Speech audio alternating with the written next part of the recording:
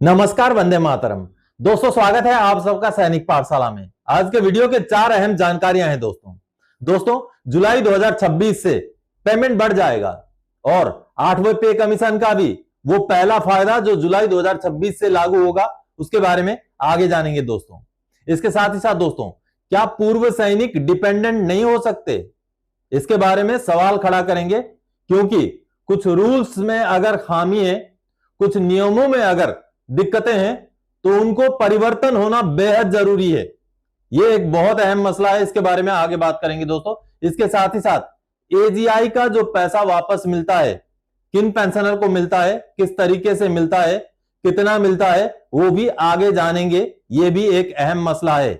बहुत सारे पेंशनर्स या उनके फैमिली पेंशनर्स घर वालों को इसके बारे में पता ही नहीं है, तो यह भी आगे आपको बकायदा 2 एजीआई के सर्टिफिकेट दिखा करके डिफरेंस समझा करके आपको समझाऊंगा। इसके साथ ही साथ दोस्तों, कम्यूटेशन को लेकर के स्पर्श में एक बहुत बड़ी गड़बड़ी चल रही है, बहुत बड़ा खेला चल रहा है।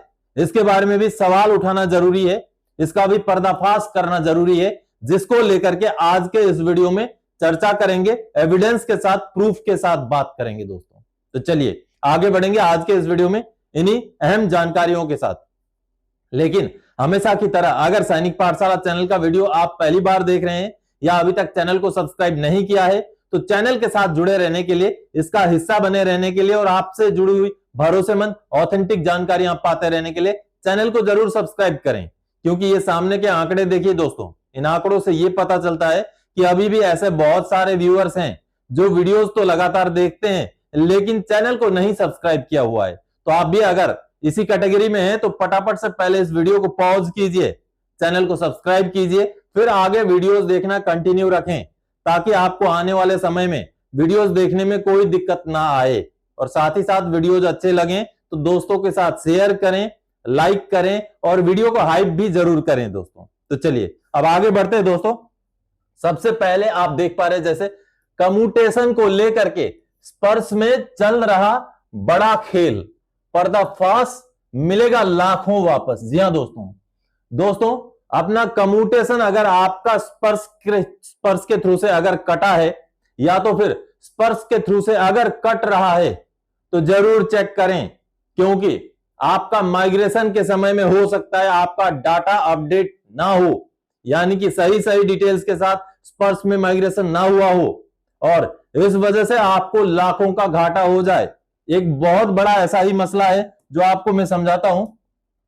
आप यहां पर देखिए, अब देखिए ये एक पेंशनर है, अवधेश प्रसाद जी हैं, अवधेश प्रसाद सिंह जी हैं, जिनका अब ये पिछले महीने का पेंशन स्लिप है दोस्तों। पिछला जो महीना 60% डीए के हिसाब से जब उनको पेंशन मिला वो वाला पेंशन स्लिप है, क्योंकि 22,476 उनका बेसिक है, जिस पर 60% लगाने से ये डीआर बनता है। तो कुल मिलाकर उनका पेंशन इतना बन रहा है, जिसमें से कम्यूटेशन कटा 1,952 रुपए। ठीक है, कम्यूटेशन कटने के बाद बचा हुआ अकाउंट में क्रेडिट हो गया। लेकिन अब इसमें बहुत बड़ी गड़बड़ी है। गड़बड़ी क्या है? वो गड़बड़ी तब सामने आती है जब पेंशनर खुद जागते हैं, जब पेंशनर ग्रीवांसेस डालते हैं, जब पेंशनर अपनी तरफ से कोशिश करते हैं, तब सीपीपीसी से एक खुलासा होता है। और खुलासा क्या होता है देखिए, अब ये लेटर देखिए, ये पीएनबी पटना के सीपीपीसी ने लेटर भेजा 17 मार्च 2026 को। ठीक है, और ये लेटर अवधेश प्रसाद सिंह जी का ही है। अब इस लेटर में सीपीपीसी ने क्या कहा है आप देखिए, उनका पहला कम्यूटेशन था 1,074 रुपए जो कट रहा था, वो मार्च 2006 से कटा था और कटना कब तक था? 28 फरवरी 2021 तक। ठीक है, इस टाइम में उनका स्पर्श में माइग्रेशन नहीं हुआ था, इसलिए ये यहां से कटना बंद हो गया, खत्म हो गया ये। उसके आगे देखिए 146 रुपए फिर से उनका कटना शुरू हुआ था 2007 मार्च से, और ये कब तक कटना था? फरवरी 2022 तक कटना था। अगला और एक, यानी कि इनको 3 पार्ट में कम्यूटेशन मिले हैं। और अगला एक कम्यूटेशन जो 1802 रुपए करके कटना था, जुलाई 2010 से कटना था और जून 2025 तक कटना था। ये देखिए, अब यहां पर आप देख पा रहे हैं मई 2026 के महीने में भी इनका कम्यूटेशन कटा है। कितना कटा है? ये वाला अमाउंट जो 146 रुपए है ये कटा है, ये वाला, और ये जो 1802 रुपए है, 1802 रुपए ये कटा है। दोनों को मिला करके 1952 रुपए कट रहा है, अभी भी कट रहा है, देख लीजिए। जबकि ये 2022 के फरवरी के महीने में खत्म हो गया है और ये जून 2025 में खत्म हो चुका है। ठीक है, अब इसको खत्म हुए तो लगभग 4-5 साल 6 साल होने वाले हैं और इसको खत्म हुए भी 1 साल हो चुके हैं। यानी कि कम्यूटेशन का कटने का सिलसिला इन डेट्स में इनका खत्म हो जाना चाहिए था, जबकि मई 2026 में भी कटिंग चल रहा है, रिकवरी चल रहा है। तो कितना बड़ा मसला है।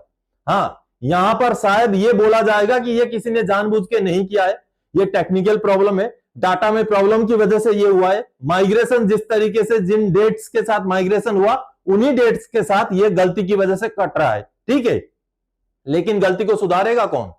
स्पर्श में माइग्रेशन हुए अभी तो 4-5 साल हो चुके हैं, अभी तक भी ये गलतियां हैं, इनको सुधारेगा कौन? कब तक सुधरेगा? भगवान ना करे इस बीच में, इस पीरियड के बीच में अब माइग्रेशन हो जाने के बाद किसी भी पेंशनर का अगर मृत्यु हो जाए, फैमिली पेंशन शुरू हो जाए, तो फैमिली पेंशनर का तो पेंशन आप शुरू कर देंगे कम्यूटेशन बंद करके, लेकिन जो कम्यूटेशन एक्स्ट्रा काट लिया है उसका भरपाई कौन करेगा? ऐसे तो लाखों करोड़ों रुपए का फिर गड़बड़ी होता रहेगा। तो अब जरूरत यह है कि स्पर्श के अंदर प्रायोरिटी में जितने भी पेमेंट से रिलेटेड डिटेल्स हैं उनको जल्दी से जल्दी सुधारा जाए, उनको जल्दी से जल्दी सही किया जाए। नहीं तो ऐसे, ये तो एक एग्जाम्पल मैंने दिया है, ऐसे पता नहीं सैकड़ों हजारों एग्जाम्पल्स होंगे जिनको लेकर के ज्यादा इंपॉर्टेंस देने की जरूरत है। आप अगर सहमत हैं तो वीडियो शेयर कीजिएगा दोस्तों, क्योंकि इस तरीके की जानकारियां बेहद अहम जानकारियां हैं और आप भी जितने लोगों को हो सके जागरूक कीजिएगा ताकि वो भी अपना कम्यूटेशन का डिटेल्स जरूर चेक करें। कब से कटना शुरू हुआ है? क्या कटते कटते 15 साल पूरे होने के बाद भी तो नहीं कट रहा है, लेकिन कटना कब से शुरू हुआ है ये जरूर चेक करें। अपना रिटायरमेंट के डेट से ना जोड़ें, कब से कट रहा है। जैसे कि अब ये रिटायर तो बहुत पहले हो गए थे, लेकिन इनका 2007 से भी कटना शुरू हुआ है, एक कम्यूटेशन 2010 से भी कटना शुरू हुआ है। तो इस चीज को जरूर चेक करें दोस्तों, बेहद ही अहम जानकारी है, शेयर भी जरूर कीजिएगा। चलिए अब अगली जानकारी की ओर आगे बढ़ते हैं और अगली जानकारी है एक सवाल $1,00,000 का, क्या पूर्व सैनिक डिपेंडेंट नहीं बन सकते? परिवर्तन जरूरी है। दोस्तों ये सवाल इसलिए है, बहुत सारे पूर्व सैनिक हैं जिनके बच्चे सेना में हैं, जिनके बच्चे आर्मी, नेवी, एयरफोर्स में हैं, लेकिन क्या उन बच्चों के डिपेंडेंट ये माता पिता नहीं हो सकते? यहां पर मैं सवाल ईसीएचएस को लेकर के खड़ा कर रहा हूं। दोस्तों मान लीजिए आपका बच्चा अगर फौज में है तो आप फिर ईसीएचएस के थ्रू से जाकर के डबल ये प्रोसीजर वाला ट्रीटमेंट क्यों लें? आप क्यों नहीं डिपेंडेंट कार्ड के साथ सीधे एमएच में रिपोर्ट कर पाए? क्योंकि हम ईसीएचएस के थ्रू से जब जाते हैं कुछ अलग से सहूलियत, जैसे एमपैनल हॉस्पिटल वगैरह की सहूलियत है, ये कोई मना नहीं करता, लेकिन अगर ईसीएचएस के थ्रू से जाते हैं तो थोड़ा सा कुछ बड़ा इलाज करने के लिए पहले प्रेफरेबली एमएच में या बेस हॉस्पिटल में रेफर किया जाता है। तो ऐसे में क्यों ना डिपेंडेंट कार्ड उन पूर्व सैनिकों को भी दिया जाए जिनके बच्चे फौज में हैं, ताकि वो सीधे सीधे एमएच में जाकर के या बेस हॉस्पिटल में जाकर के या जहां भी जाना है वहां जाके ईसीएचएस का चक्कर ना लगे, वो सीधे वहां जाकर के ट्रीटमेंट ले सकें, ट्रीटमेंट कर सकें। ऐसे बहुत हैं, बहुत सारे हैं, लेकिन डिपेंडेंट कार्ड नहीं बन पाता क्योंकि वहां इनकम वाली बात हो जाती है। वो बच्चे जो फौज में है वो अपने पापा का या मम्मी का डिपेंडेंट कार्ड नहीं बना पाते हैं क्योंकि वही इनकम वाला क्राइटेरिया फंस जाता है। तो ऐसे में, ऐसे केसेस में जो ऑलरेडी पूर्व सैनिक हैं उनके बच्चों को उनके माता पिता के लिए डिपेंडेंट कार्ड बनाने की सहूलियत दी जानी चाहिए, क्योंकि जो अगर पूर्व सैनिक ईसीएचएस के थ्रू से भी अगर इलाज करवाता है तब भी सरकार के ऊपर खर्चे का बोझ वही आना है, और अगर सीधे एमएच में बेस हॉस्पिटल में रिपोर्ट करके भी इलाज करता है तब भी वही होना है। तो ऐसे में ऐसे केसेस को कंसिडर करते हुए मेरा मानना है, आप क्या मानते हैं कमेंट करके जरूर बताइएगा, मेरा मानना है कि उन माता पिता को जो पूर्व सैनिक हैं या पूर्व सैनिक की विधवा हैं उनके लिए उनके बच्चों द्वारा डिपेंडेंट कार्ड बनाने का रास्ता खुला होना चाहिए, ताकि ये ट्रीटमेंट वाला जो है प्रोसेस, अगर वो ईसीएचएस के थ्रू से जाना चाहें तो ईसीएचएस के थ्रू से भी चले जाएं, और अगर सीधे वो एमएच जाना चाहें तो वो सुविधा भी उनको दी जानी चाहिए। ये मेरा मानना है, आप क्या मानते हैं कमेंट करके जरूर बताइएगा। अगर ऐसा रूल नहीं है तो रूल में परिवर्तन करके उनको भी डिपेंडेंट कार्ड देने का, पूर्व सैनिक हैं, उनकी घरवाली हैं, तो उनको भी उनके बच्चे के रिलेशन में डिपेंडेंट कार्ड देने का सिस्टम होना चाहिए दोस्तों, ये मेरा मानना है, मेरी राय है, आप भी कमेंट कीजिएगा। तो चलिए अब अगली जानकारी, और अगली जानकारी है 1 जुलाई 2026 से फिर से बढ़ जाएगा पेमेंट। 8वें वेतन आयोग का पहले डीए का भुगतान शुरू। जी हां दोस्तों 1 जुलाई 2026 से हमारा अगला जो बढ़ने वाला डीए डीआर है वो लग जाएगा।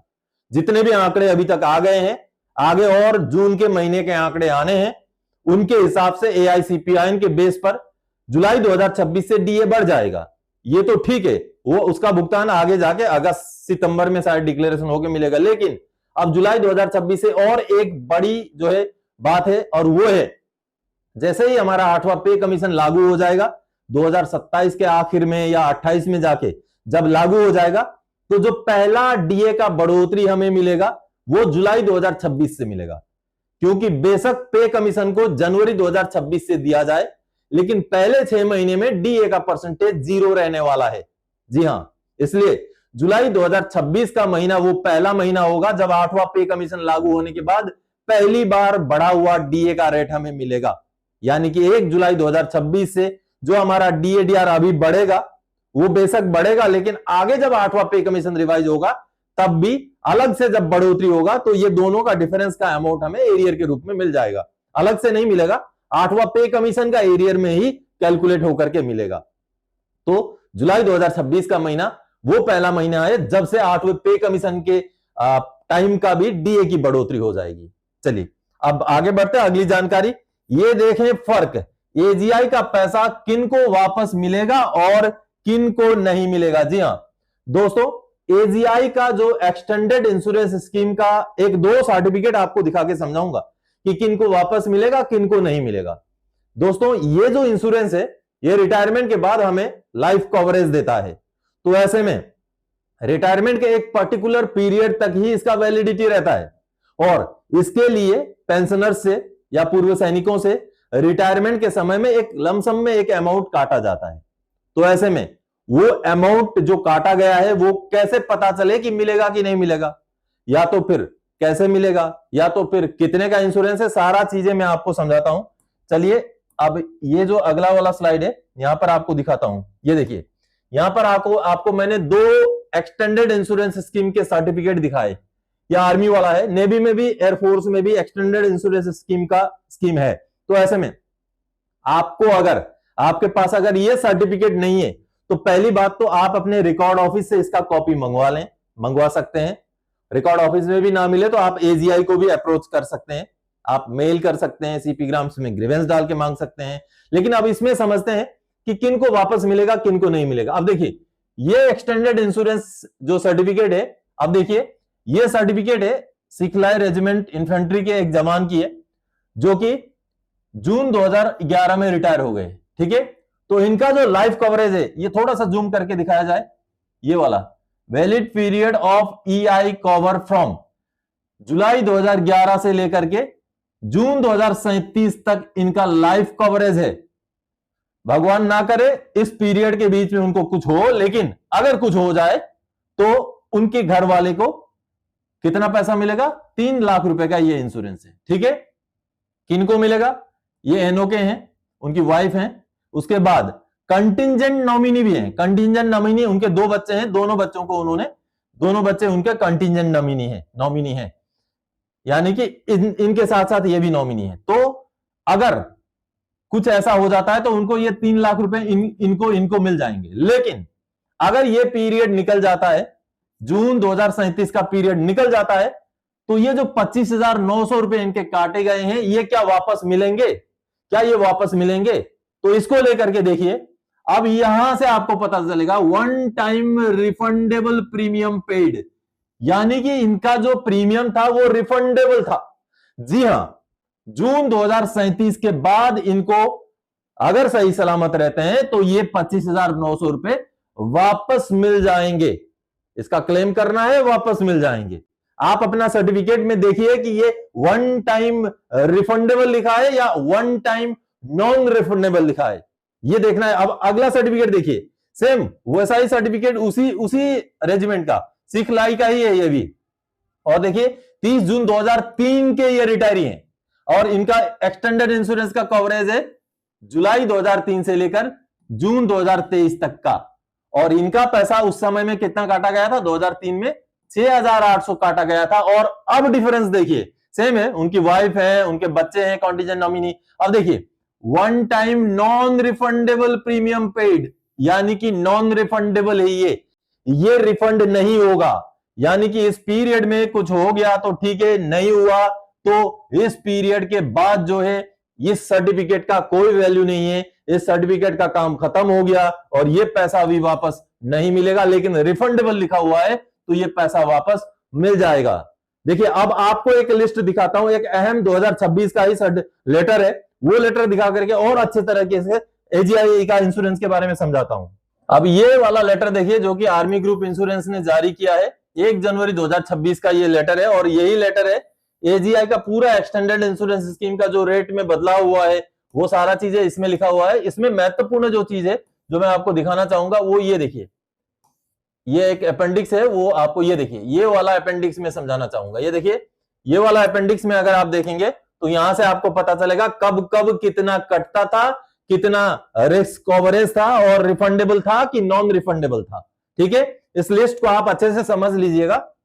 मैं एक बार दिखा देता हूं, कोई एक दिखा देता हूं। जैसे कि 1 अप्रैल 1999 से लेकर 31 मार्च 1994 तक ऑफिसर्स का 1640 कटता था, जेसीओज ओआर का 580 कटता था। और ये वन टाइम नॉन रिफंडेबल है, ये देखिए यहां पर आपको पता चलेगा। और कवरेज कितना मिलता था, रिटायरमेंट के 10 साल बाद तक या 65 साल उम्र होने तक, इस तरीके से। और जेसीओज ओआर के लिए 15 साल तक या 70 साल उम्र होने तक। ये ऑफिसर वाला ऊपर वाला, नीचे वाला जवान वाला। और इस पीरियड में भी सेम वही था। और 1 लाख का कवरेज ऑफिसर्स का था, 50,000 का कवरेज जवानों का था या जेसीओज का था। तो इस तरीके से ये देखिए कब कब रिफंडेबल था, कब कब नॉन रिफंडेबल था, आप यहां पर देख पाएंगे। ये देखिए, वन टाइम नॉन रिफंडेबल, फिर आगे जाकर के ये वन टाइम रिफंडेबल बन गया। फिर ये देखिए कितना कितना कटा है वो यहां दिखाई दे रहा है, कितने का इंश्योरेंस है वो यहां दिखाई दे रहा है, जो कवरेज का कंडीशन है वो यहां पर दिखाई दे रहा है। लेटेस्ट वाला आपको बता देता हूं, अभी जो लेटेस्ट है वो वाला ये है। और ये कब से शुरू हुआ है, ये अप्रैल 2025 ऑनवर्ड्स, यानी कि अप्रैल 2025 से शुरू हुआ है। अधिकारियों का 2,75,000 रुपए कटता है रिटायरमेंट आते टाइम, और जवानों का, जेसीओज का 1,20,000 रुपए कटता है आते टाइम। और ये वन टाइम रिफंडेबल है। ठीक है, इसी तरीके से ये भी रिफंडेबल है, ये नॉन रिफंडेबल है। ये पीरियड देख करके आपको समझना पड़ेगा। और रिस्क कवरेज का कंडीशन वही है, अफसर्स के लिए 26 साल रिटायरमेंट के बाद या 80 साल की उम्र होने तक, जो भी कंडीशन पहले हो जाता है। और जवानों के लिए रिटायरमेंट के बाद 30 साल या तो 75 साल की उम्र होने तक, जेसीओज भी इंक्लूडेड है यहां, और आज भी वही कंडीशन है। और अफसर्स का 30 लाख का कवरेज है, जवानों का 15 लाख का कवरेज है। ये है लेटेस्ट वाला एंटाइटलमेंट। और इसमें तो और भी बहुत सारी चीजें हैं। देखिए, जो क्लेम करना है, क्लेम करने के लिए जो फॉर्मेट है, वो सारा चीज भी यहां पर है। ये देखिए, फॉर्मेट भी ये है। ये देखिए क्या क्या डॉक्यूमेंट भेजने हैं, सब कुछ इस लेटर में है। तो ये एक अहम लेटर है। तो दोस्तों, इस तरीके से आपने समझना है कि कब कब का रिफंडेबल था, कब कब का नॉन रिफंडेबल था, और कंडीशंस क्या है। और सर्टिफिकेट आपके पास नहीं है तो जरूर रिकॉर्ड ऑफिस से मंगवा करके रख लें। तो दोस्तों, आज के इस वीडियो में इन्हीं अहम जानकारियों के साथ आया था। आने वाले समय में और कोई जानकारी आपसे सरोकार रखने वाला विषय लेके मैं फिर से हाजिर हो जाऊंगा। तब तक के लिए जय हिंद दोस्तों।